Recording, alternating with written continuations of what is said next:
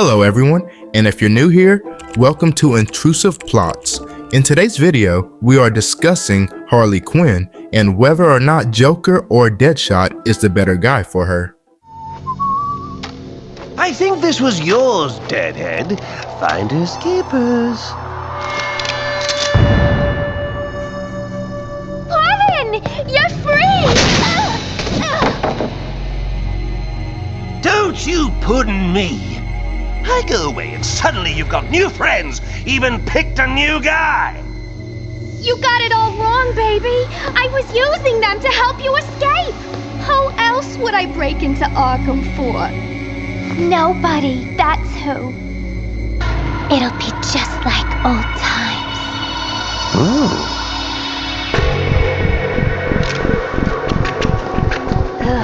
Harley Quinn, a woman who is more than just the Joker's sidekick and far more than the sum of her relationships. Today, we dive into two of her most debated romantic entanglements, the chaotic love with the Joker and the unexpected bond with Deadshot. With Deadshot, things were different. Their connection was born in the midst of chaos, but there was mutual respect. Both damaged, both villains, but somehow, together, they shared moments of vulnerability. Deadshot understood her pain and saw her as more than a pawn. He wasn't looking to control her, he valued her independence. But the real question remains, who, if anyone, is the better match for Harley? Let's find out. To understand Harley's relationship with the Joker, we have to go back to where it all began. 1992's Batman, the animated series. Harley Quinn debuted as Dr. Harleen Quinzel, an intelligent psychiatrist assigned to Arkham Asylum, but her fascination with the Joker leads her down a dangerous path, transforming her into Harley Quinn, the Joker's loyal yet tragic partner. Then there was that horrible week when he escaped. The poor thing was on the run, alone and frightened. I was so worried. They've got him.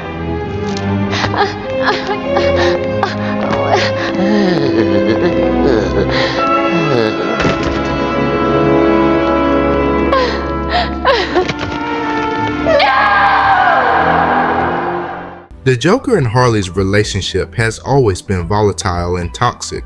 From emotional manipulation to physical abuse, Harley's deep infatuation with the Joker often overshadowed her sense of self. Early fans romanticized their dynamic, often seeing Harley's devotion as passionate love, especially in early portrayals like Mad Love. I don't understand. Don't you want to finally get rid of Batman? Only if I do it, idiot. But it's still your plan, see? Everything just like you said.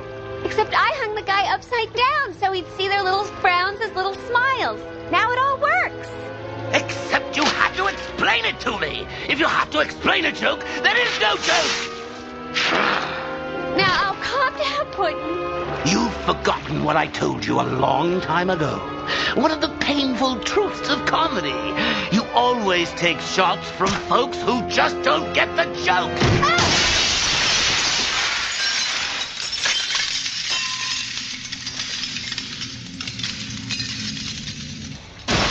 And don't call me Puddin'.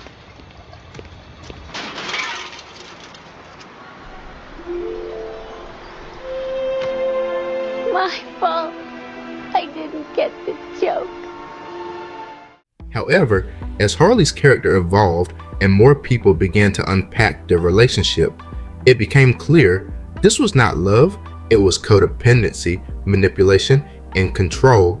The Joker used Harley's love to his advantage, never reciprocating, always belittling her. Their bond represents the extreme toxicity of an emotionally abusive relationship, with Harley losing her autonomy and self-worth as she clung to the Joker's approval. Giggling. Sorry, my little strung-up pheasant, but I couldn't possibly let this punctuation prick get credit for killing Batman, now could I? Free the bat! Drop the broad!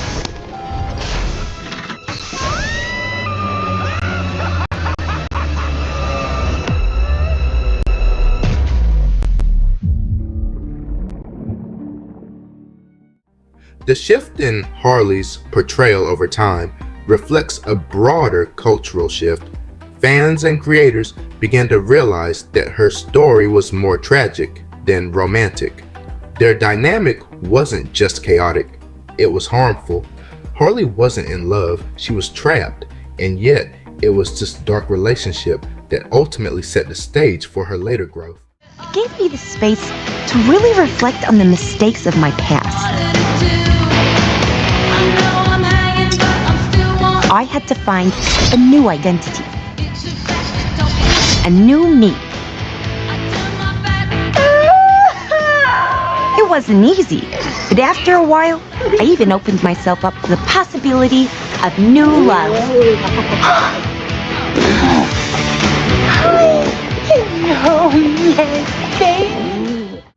The turning point for Harley Quinn came with her post-Joker era.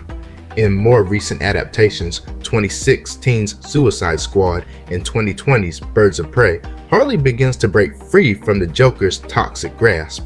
These films showcase Harley's journey towards self-discovery and empowerment as she reclaims her identity outside of the Joker's shadow. In Suicide Squad, Harley is still caught in the whirlwind of their toxic romance, leaping into a vat of chemicals as a symbol of her undying devotion. Yet, the Joker's behavior here puts a different spin on their mad love story.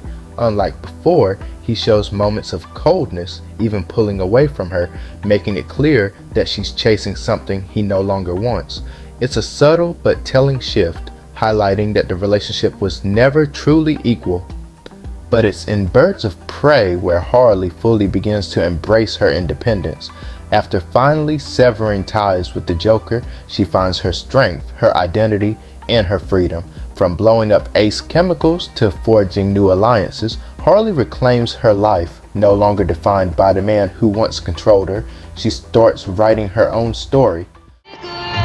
Took my last breath like a song from my lips. I've lied for you, and I liked it too. My knees are bruised from kneeling to you. I've had enough, but you're too hard to quit. We've had our storm, now you sugar me. This is where it all began, Puddin'. You motherfucker. And now I'm laughing through my tears. I'm crying through my fears. But baby, if I had to choose, the joke's on you.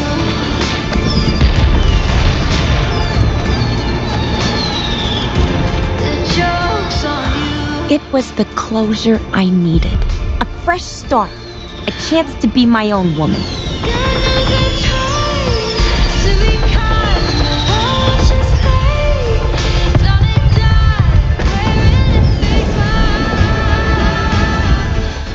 Harley's destruction of Ace chemicals is not just a visual spectacle, it's deeply symbolic. It represents Harley severing her emotional ties to the Joker. Her declaration that she no longer needs him to define who she is. And at this moment, Harley takes back control of her life, stepping into her power for the first time, free of the Joker's influence. Question.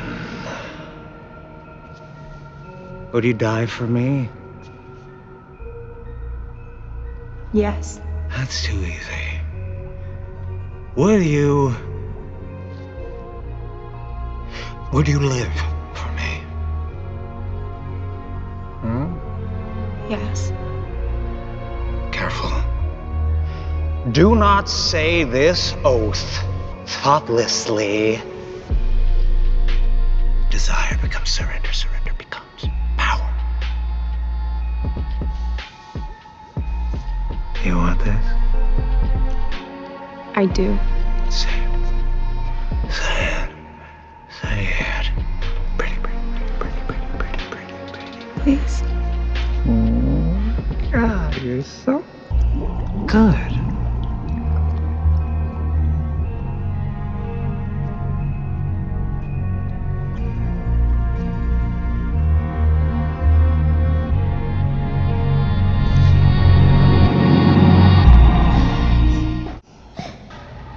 Is it really you?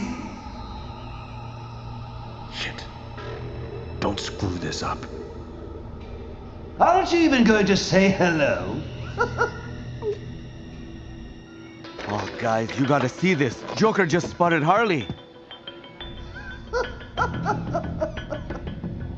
Keep walking. Tell him to shut up. Oh, I can tell you're still sore. At least the bruise is cleared up nicely. What's your hurry, Hal?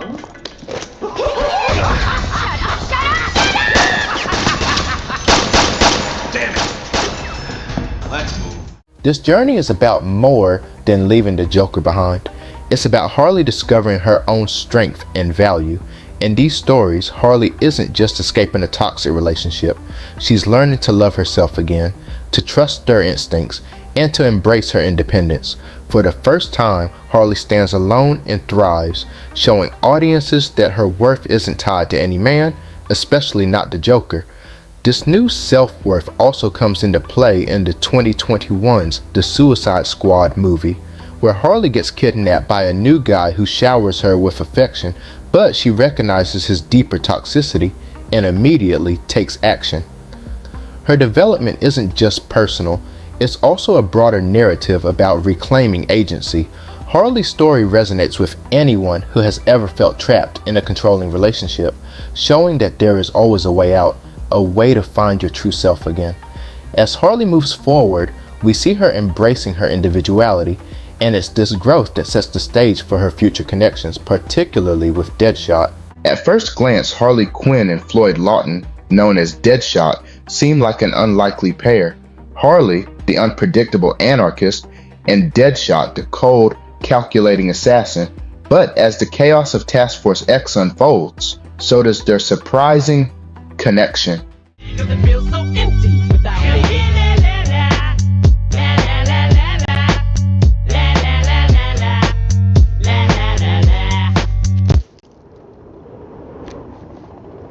What?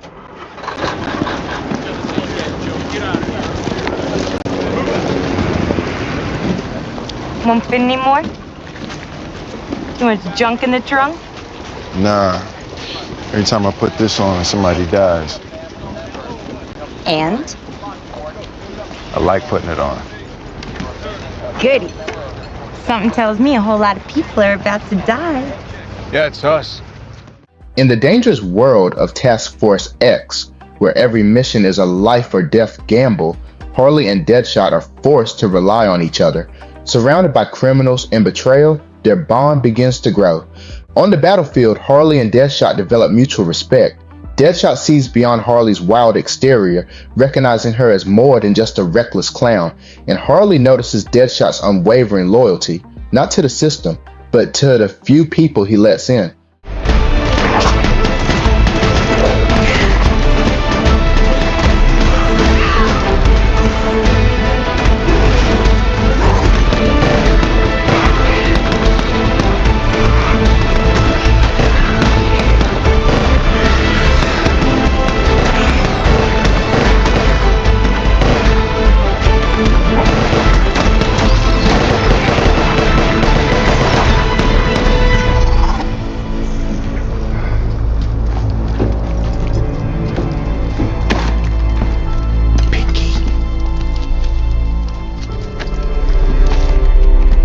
That's how I cut and run.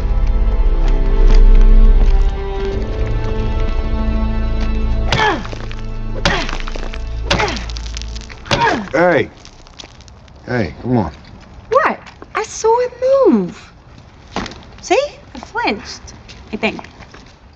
Unlike her relationship with the Joker, which was fueled by manipulation, Harley's connection with Deadshot is built on partnership.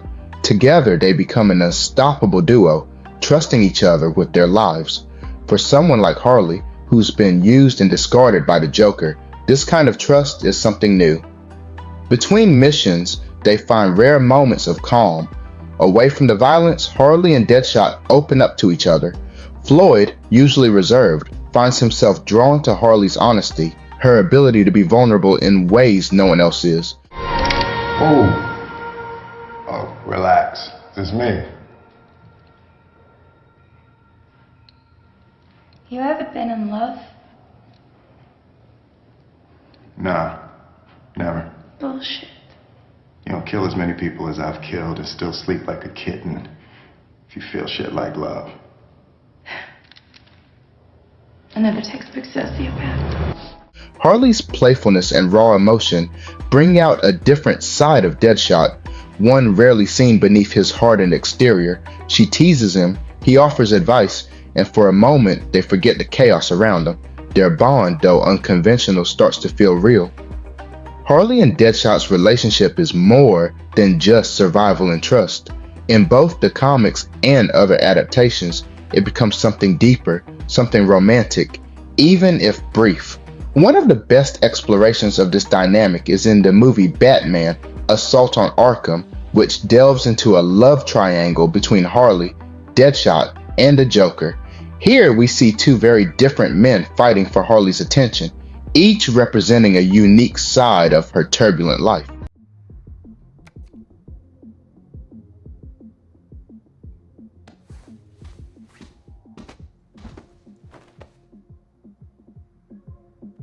Welcome back.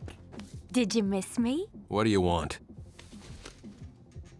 I got an itch I thought you could help me scratch, cowboy. Wow! Oh, good start. Oh, what the hell?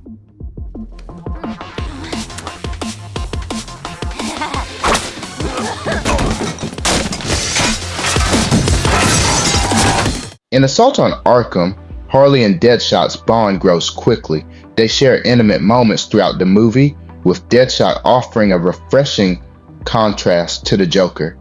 He respects her independence and treats her as an equal, something she's not used to in her toxic relationship with the Joker. You, new guy.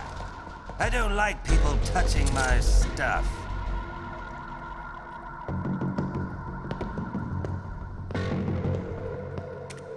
Go ahead. You're out of bullets.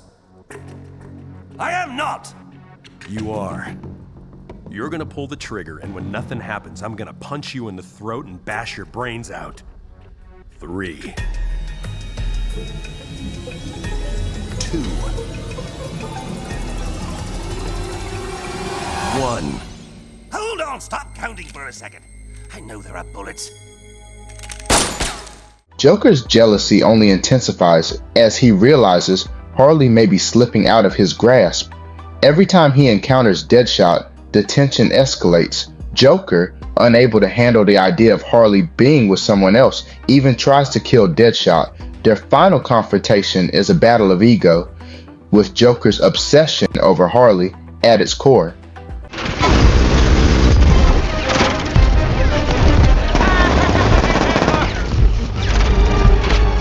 What, I got a hickey or something? Professor, could you pick up the pace?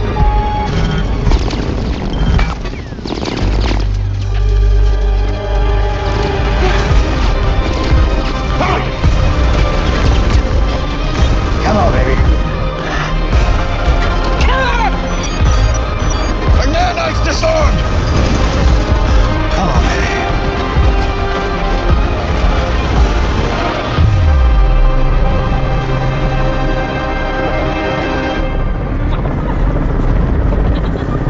But in the end, despite all the time she spends with Deadshot, Harley makes a familiar choice. She chooses Joker.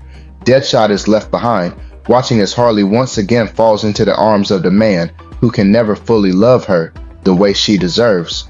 This dynamic mirrors her decision in Suicide Squad 2016, when Deadshot urges her to stay with the team, but she escapes to reunite with the Joker instead. This emotional push and pull between Harley, Deadshot, and Joker takes an even darker turn in the comics. In Suicide Squad #15, after Joker dies, Harley, broken and struggling to cope, kidnaps Deadshot. In a disturbing attempt to fill the void, she places Joker's cut-off face on Deadshot, pretending he's the Joker. This moment is a clear representation of Harley's inner conflict, torn between the man she's used to and the one who treated her differently. Ultimately, this moment drives Deadshot away, unable to compete with the ghost of the Joker that still haunts her. really think I was gonna believe that bullshit about me being the missing piece? But that was all true. You see, I only have one weakness. You. And when you're the most powerful man in the world, there's no room for weakness. And so my only option is to get rid of you. Then do it. Kill me! Do you take me for a basic bitch? If I were to kill you, you'd live on forever, an emotional martyr in my soul. So I'm going to erase you from existence. Pick her up, follow me. The truth is, Joker can never truly move on from Harley either. In Harley Quinn, the animated series, Joker admits that he can't kill her because deep down, he's in love with her. He sees it as a weakness, a vulnerability he can't accept, but he can never truly let her go. Even in the animated series, when he tries to replace Harley, no one else ever fits the role. It's as if no matter how many times he tries, Harley is the only one who truly gets under his skin. In Assault on Arkham and Suicide Squad, we see this constant cycle of Harley being pulled between two very different men, one who represents the chaos she knows, and the other who offers her something different. But in the end, Harley has always found it hard to break free from the Joker, leaving Deadshot alone every time.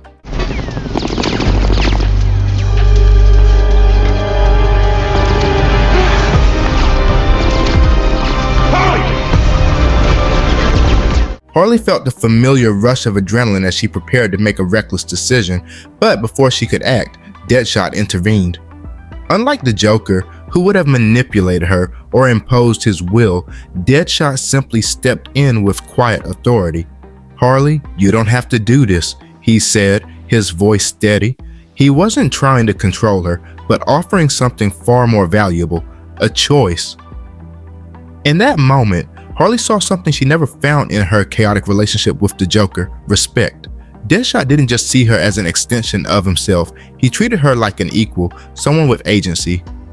Their connection deepened when Deadshot showed vulnerability, revealing that Harley mattered to him too.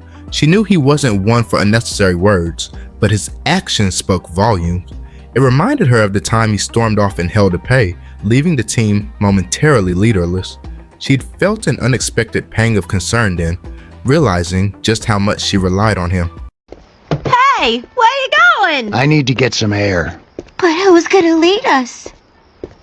You're in charge.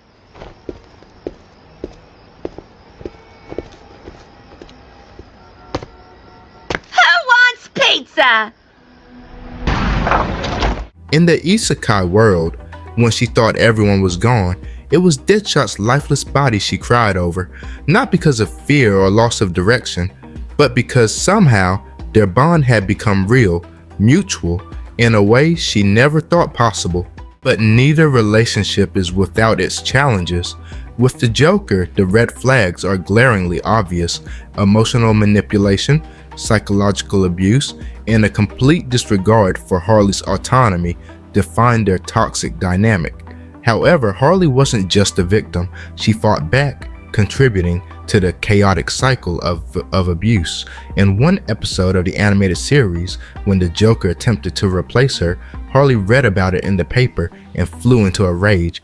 By the end of the episode, after Joker's arrest, she disguised herself as an officer, waited for him in the back of the police car, and beat him up while he was still handcuffed.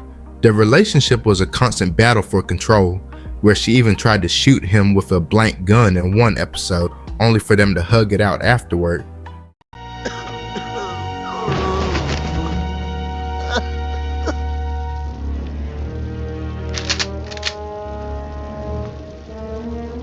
Freeze, clown! Quinn, stop! He's mine, Bats! You wouldn't dare. You don't have the guts. Not in a million years would you.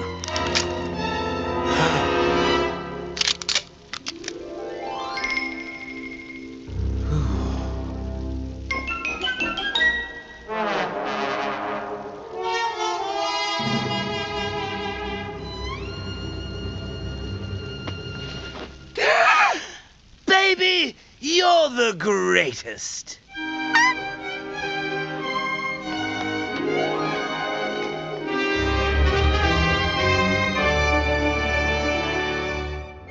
This mutual aggression wasn't limited to the animated series. In the Harley Quinn show, there's a scene where they stab each other simultaneously, perfectly capturing the destructive balance of their bond. My pudding. You were always so unoriginal, stealing my ideas. Fuck you. This is for Ivy.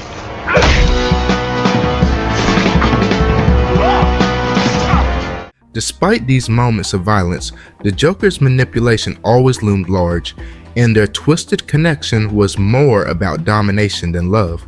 Their fights, both emotional and physical, were just as intense as their moments of reconciliation, keeping Harley trapped in a cycle of hurt and temporary comfort.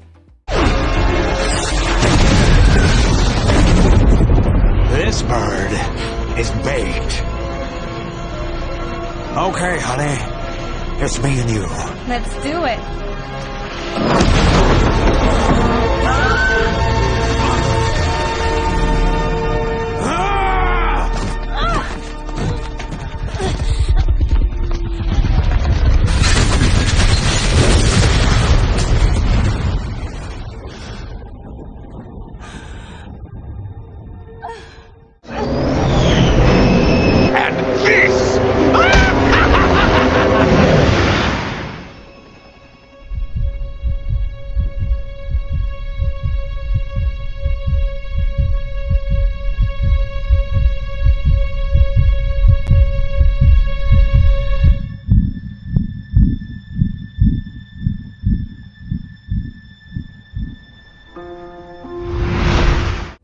With Deadshot, while their dynamic is less volatile, it still exists in a world of violence and chaos.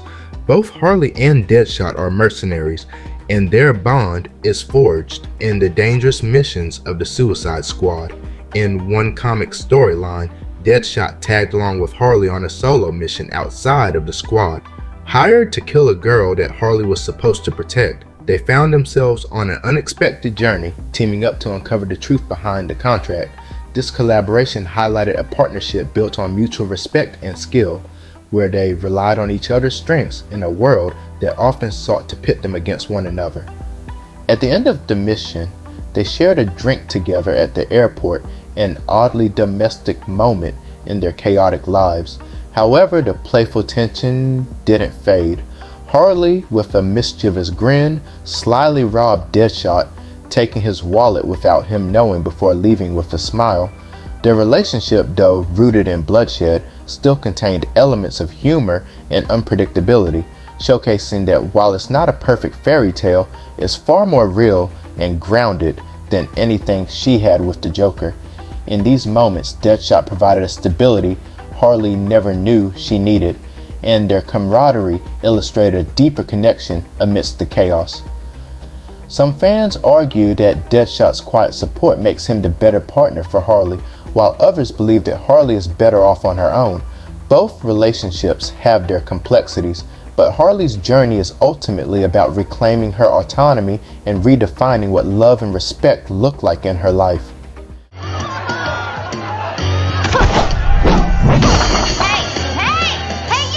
Are you tired of being a lousy sidekick? Abused, shit on, used as a human shield? Then come work for me. You'll get top dollar, great benefits, and I won't ever, knowingly, send you to your death. Wait, was she talking about a job where we don't have to jump into hell portals and definitely die? Oh, just shut up and jump. Oh, I'm definitely dying. I promise you it'll be better than that. Join me and we'll be doing $1 million heists in no time. Who's with me? So, who's the better match for Harley? The truth is neither. While Deadshot offers a healthier alternative to the Joker, it's crucial to recognize that Harley doesn't necessarily need either of them to define her worth. The narratives often sideline her independence by pairing her with someone, which prevents us from witnessing her shine on her own. In fact, the writers tend to overlook her individuality, making it challenging to appreciate her growth outside of a romantic context. Though Deadshot embodies stability, he still operates within a violent world that doesn't allow Harley to fully realize her potential. Harley's story has evolved beyond the need for a romantic partner. In modern adaptations like Harley Quinn, rebirth in the Harley Quinn animated series, she thrives when she carves out her own path, free from the shadows of her past. However, her recent romantic entanglement with Poison Ivy raises questions about her autonomy, as it often takes the spotlight away from her own adventures. This shift in focus is what we'll explore in the next video, where we'll dive into Harley's relationship with Ivy and how it complicates her character development. Stay tuned for a deeper look at how these dynamics shape Harley's journey towards self-discovery and empowerment. Oh, and I found Bruce. He was wandering around Chinatown. I guess it proves the theory that hyenas really do have 9 lives.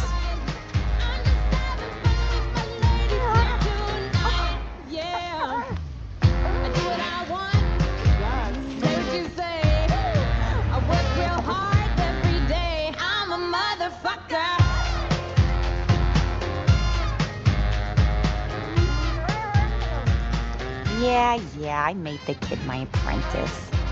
Call me a softie. I dare ya.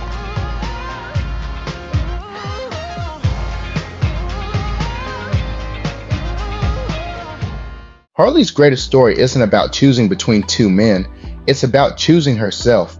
In the new isekai anime featuring the Suicide Squad, Harley finds herself on a forced mission, separated from the Joker. However, unlike before, she isn't desperately trying to return to his side. Instead, she embraces her autonomy in a world that often sought to confine her. Deadshot is also on the team, and their interactions reflect a blossoming platonic friendship where they share laughter and save each other in moments of danger. My powers! Ha! Sucks to be you, pretty boy. That ought to keep you out of trouble for a while. Look, this does nothing to advance the narrative flow. When does a mouthy minor side character hinder their protagonist? Yeah, well, they are basically birds, aren't they? Huh? So you think that I'm your mommy? I'm taking you home because you're so idiot, it's stupid gonna get cute. huge like its mom! Well, it's cute and cuddly right now. Right? Whatever, psycho. But don't you dare come crying to me later. We gotta give you a name. How's about Arthur? You like that, do ya? Well, Arthur it is. This is what we need. Got a special delivery!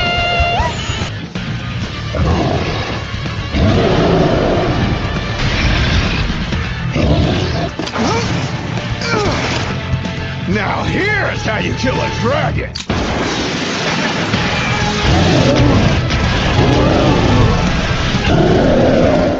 This dynamic not only highlights Harley's ability to form meaningful connections without romantic entanglement, but also showcases her growth in recognizing her value outside of a relationship. Her journey isn't defined by her relationships, but by her growing sense of self-worth, independence, and strength. With each mission, she discovers more about her capabilities and resilience, reinforcing the idea that her identity is not tethered to either the Joker or Deadshot. In the end, Harley doesn't need either of them to complete her. She completes herself. This newfound focus on her individual journey is a refreshing take on her character, paving the way for future stories that celebrate her independence and empowerment, rather than merely her romantic ties. So when it comes down to Joker versus Deadshot, the answer is clear. Harley doesn't need either of them. Her story is about self-love and independence. But what do you think? Is Harley better off alone, or does one of these men bring out the best in her? Let us know in the comments below.